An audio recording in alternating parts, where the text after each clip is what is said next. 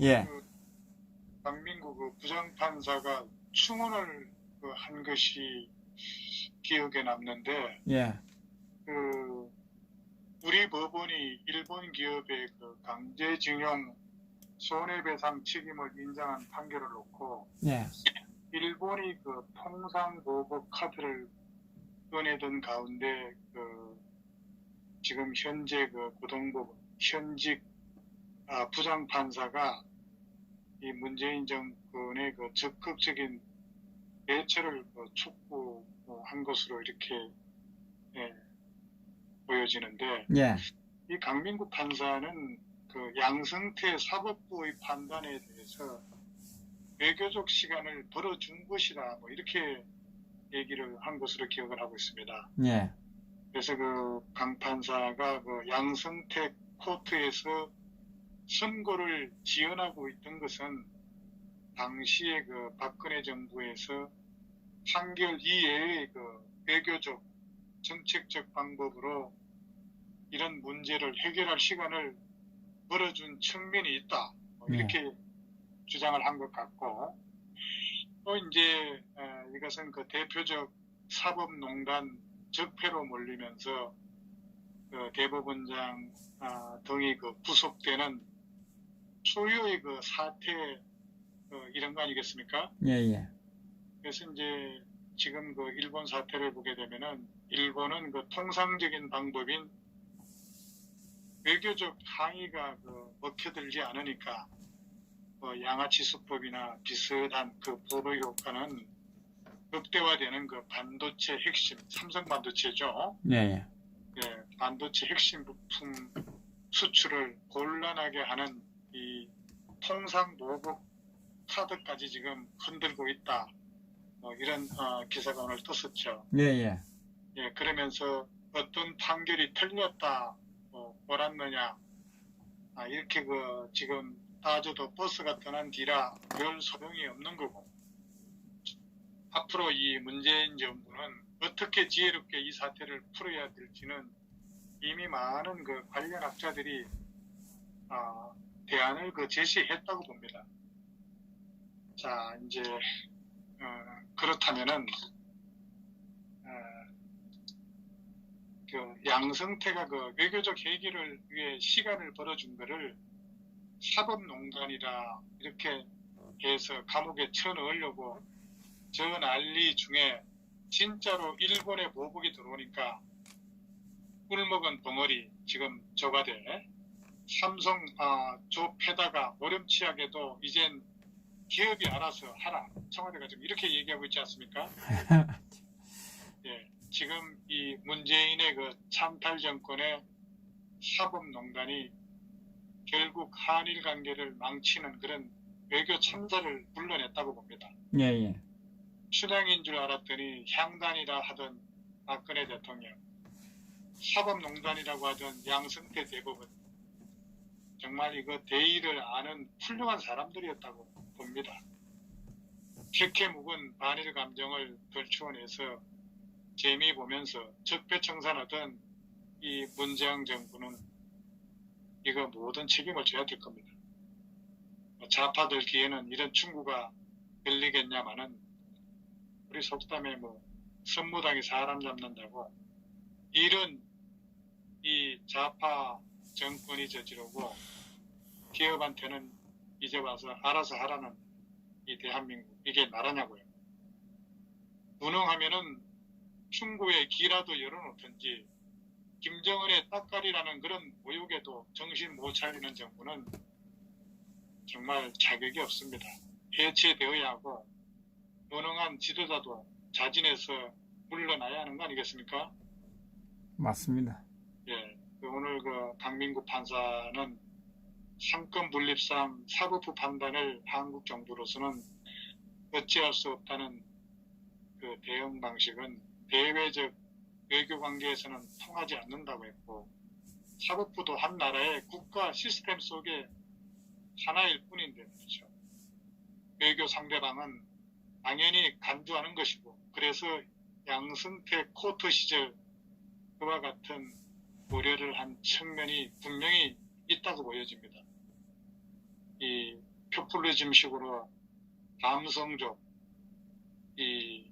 그런 어름으로 국익을 해하는 이놈의 그 주사파 집단들에게는 국가나 국민들의 미래에는 관심이 없고 오로지 그 체제 전복을 위한 반대편 척결만 있을 뿐 이런 자들은 기본 국정을 운영할 자격조차 없는 국가 파괴 사범일 뿐이라고 생각을 합니다. 이제 우리는 언제까지 일본의 열등 군자로 살아야 합니까? 그동안 정말 이 삼성전자처럼 실력으로 일본을 이겨야 진정한 그 길이 되는 거 아니겠습니까? 예. 네, 위안부 할머니, 징용 이런 것 가지고 사과하라, 보상하라 이런 거지건성을 가지고는 영원히 일본을 이길 수 없다고 봅니다. 이놈의 그 답답한 그 좌파 좌익들 이러니 개돼지 소리 듣는 거 아니겠습니까?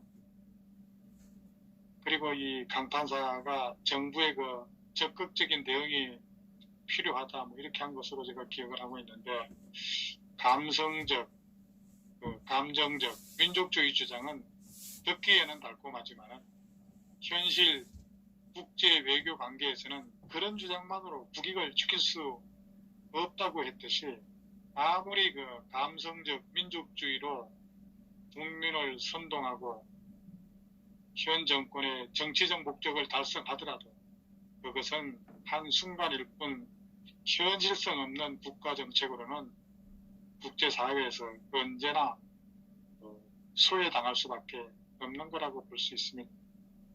떠돌이 약장사와 같은 국가 운영은 국론을 분열하고 국가 발전을 퇴보하게 되는 원인이 될 것으로 보여집니다.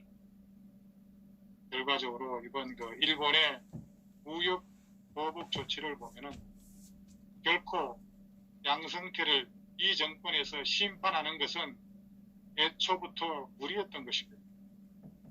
더구나 이 양승태 대부분장은 사익을 추구한 것도 아닌 나라를 생각하는 분의 끝에 내린 그 나름대로 애국 행위였다.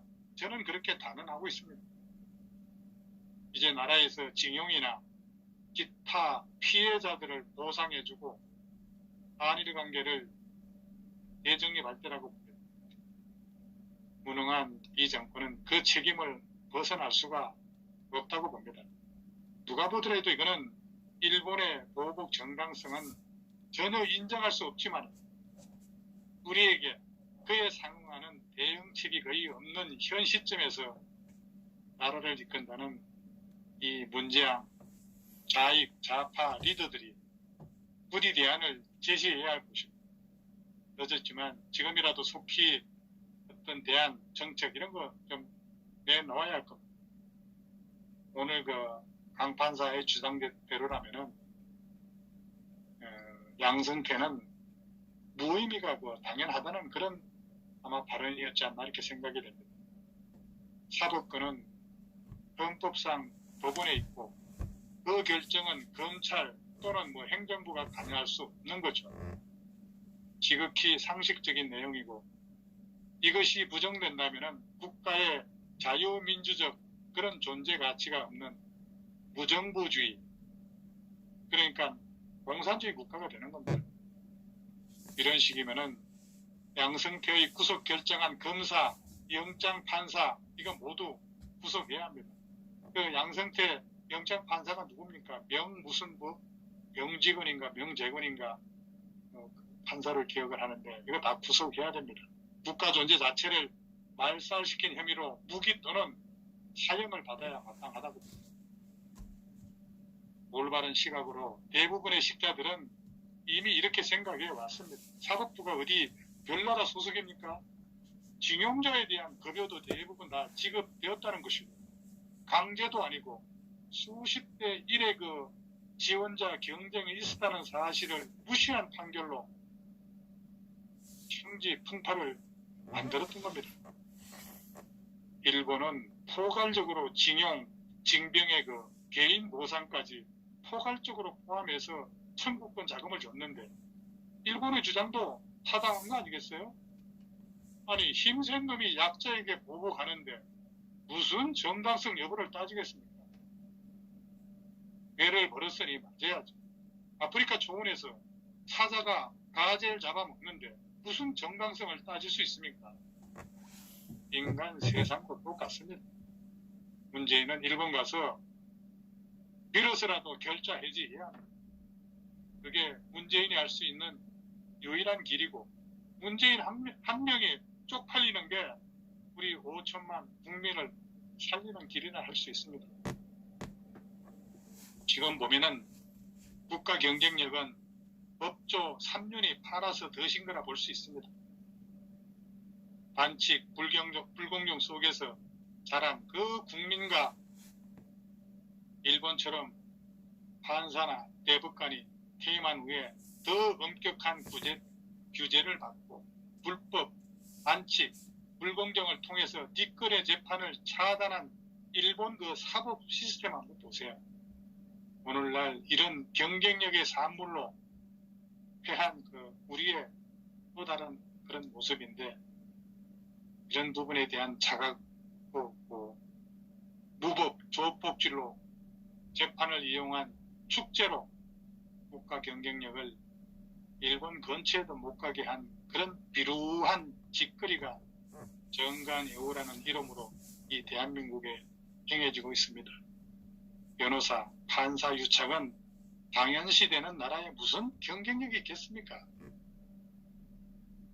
판사의 인식 능력이 언론인 인식 능력과 함께 보여주는 오늘 그 강판사의 주장에 한식할 뿐이라고 생각합니다. 일본은 대법관 퇴임 후에 사건 개입 금지하고 있고, 판검사 전관 개입은 없고, 판사가 벌금만 받아도 하면 탄핵하는 나라가 일본입니다. 이것이 곧 국가 경쟁력이고 선진국인데, 우리가 일본에 항상 당하는 이유 중에 핵심이 아닐까 생각이 됩니다. 정말 판검사들 정신 차려야 됩니다. 조금 더 좀 이 문제를 거론했으니까 제가 알고 있는 내용이라서 한 말씀 더 한번 해보겠습니다. 아, 내용이 이거하고 다른 내용인가요? 아니요, 그 일본의 그 보복 조치는 제가 볼 때는 제 1탄으로 예. 이거는 이제 한국의 대응이 어떻게 하느냐에 따라서 이게 이제 또 여러 각도로 경우의 수를 일본이 두고 있다고 저는 봅니다. 이거는 엄투용이 아니라 그동안의 일본 사정과 일본 문화를 고려해 볼 때 지속적인 조치와 준비가 되어 있을 거라는 그런 생각이죠. 지금 일본의 경제계도 이 사태에 대해서 아주 상당히 우려하고 있다는 그런 기사가 뜨고 있어요. 제가 볼 때 일단 경제 관계상 4대1 정도의 그 비율로 대한민국 기업의 타격이 더 큰 것으로 지금 보여지고 있습니다. 제가 볼 때는 만약에 이것을 상계 보복할 경우에는 한국의 피해가 더 심화될 것을 각오해야 할 것입니다. 근데 사실 그 일본은 올 2월부터 말이죠, 이런 제재 수단을 계속해서 논의해 왔습니다. 그게 뭐냐면은 대한민국 선적에서 그 입항 금지하는 문제, 그 다음에 송금 금지, 그 다음에 비자 면제 취소. 비자 면제 취소, 이거는 뭐 그냥 당교까지 가는 거니까 가능성이 조금 낮다고 볼 수도 있겠죠. 그리고 관세 인상하는 거, 그 다음에 수입품의 그 검역 강화, 그 다음에 이제 일본의 그 투자 자본의 회수,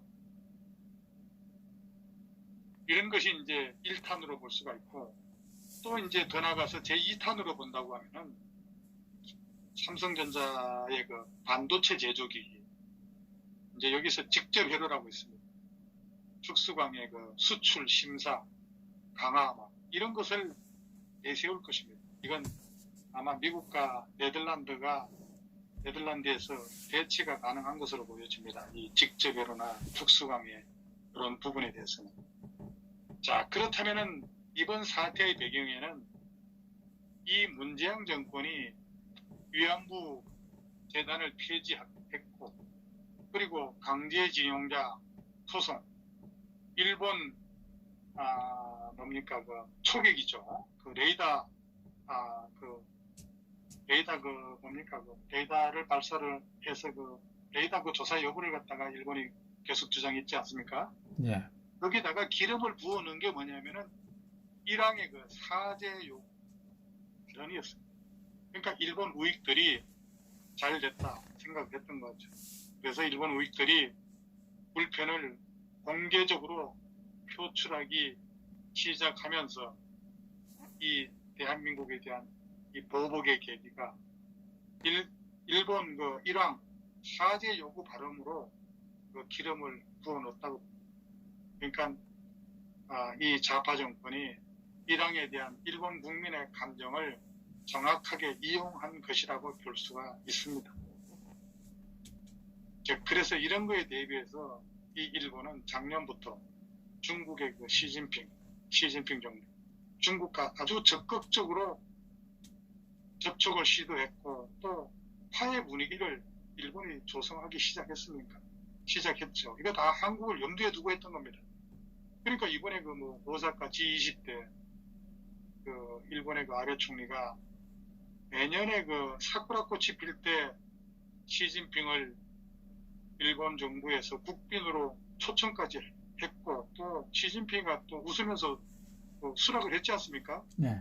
그러니까 이제 아베 입장에서는 일본 국빈 초청 수락을 받은 상태고 하니까 아베는 중국과의 하해에 또 이제 자신감을 갖게 되는 거고 한국에 대해서는 아베가 버리장머리를 이 문재인한테 버리장머리를 고치겠다고 지금 뭐 강경 자세를 취한 것으로 이렇게 보여지는 겁니다. 아니 우리같이 이렇게 농사꾼도 세계 정세나 일본의 문화라든가 정세를 그냥 뭐 신문만 보고 방송을 들어보면 이렇게 행간에서 이렇게 이런 논평도 하고 이런 정세를 읽을 수가 있는데 저 청와대 돌대가리들이 앉아서 뭘 하는지 모르겠습니다. 어쨌든 그 일본은 지금 세계시장 점유율이 높은 그 세계 품목을 골라서 지금 규제를 하고 있지 않습니까? 그러니까 이 부분에 대해서 일본은 나름대로 아주 신중한 검토를 하고 난 다음에 이 선택을 했다고 보여줄 수가 있습니다. 그리고 이거는 우리가 잘 알아야 될 게 일본은 이 예외도 추가적인 조치를 상당히 준비하고 있다. 이런 반정이기도 하다라고 하는 이 부분에 또 방점을 찍어야 돼요. 이번에 일본은 제가 볼 때는 화학무기 원료가 될 수 있는 제품의 그 수출 관리에 불안이 있다는 이런 식으로 안전보장 문제인 만큼 이거 WTO에 위반되지 않는다. 이런 논리를 일본에서 분명히 펼 겁니다. 일본이 그렇게 만만한 나라가 아니고 일본이 얼마나 섬세하고 정확하게 이런 국가 간의 문제를 갖다가 해결하고 있는지 이 주사파, 이 문재인 청와대 조가대 정권 그거 정말 정신 똑바로 차리고 그 외교에 대한 흐름을 읽어야 되겠죠.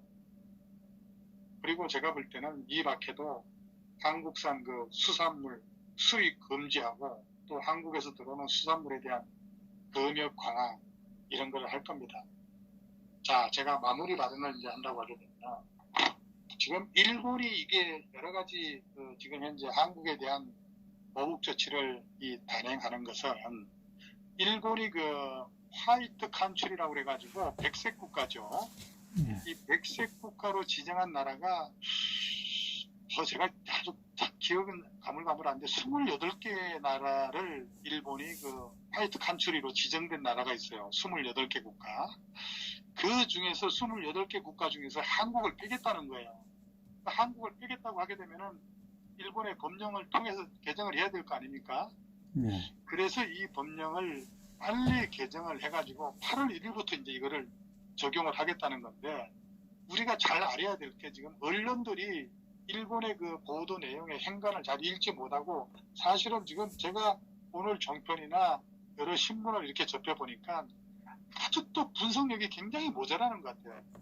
사실 우리는 어떻게 생각하게 되면은 일본한테 뭐 강제징용, 뭐 위안부 폐지 문제 이런 걸 가지고 보복 조치하는 걸로 생각을 하고 있는데, 일본은 물론 그런 문제가 발생이 돼서 시작했지만은 실제 일본은 그 백색 국가, 화이트 칸츄리 그 28개 국가에서 한국을 빼서 일본 안보에 위협이 받는 그런 물자에 대해서는 수출을 금지하겠다는 그런 제도거든요.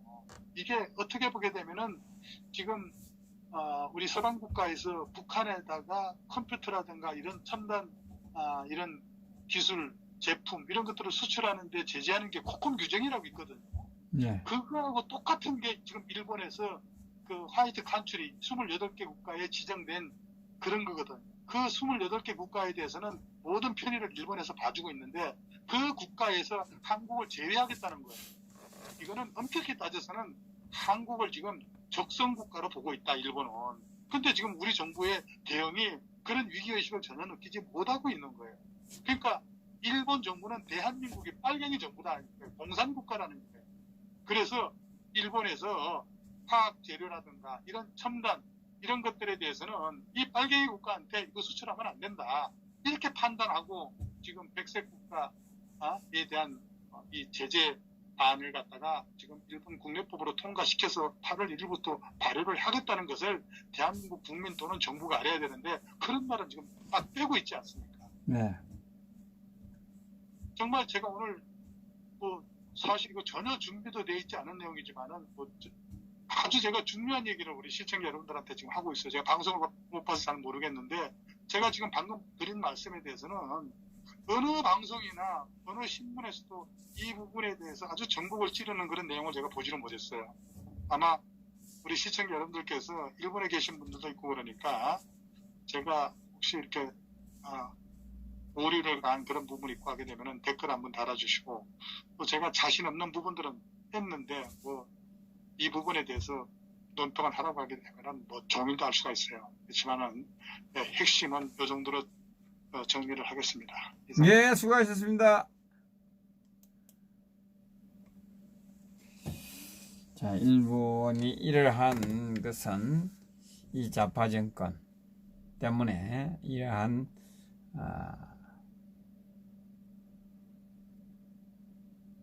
조치를 하고 있고, 일본의 그 반도체 소재를 수출을 규제하겠다는 것은 제일 타격을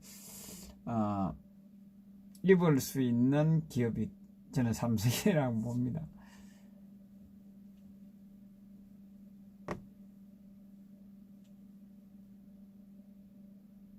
빨리 삼성이 이 문재인 좌파 정권으로부터 독립선언을 해야 돼. 독립선 해야만 삼성이 살 수 있다. 우리 오랜만에 파주 박사님께서 논평을 해 주셨습니다. 자, 김동수 박사님도 연결하겠습니다.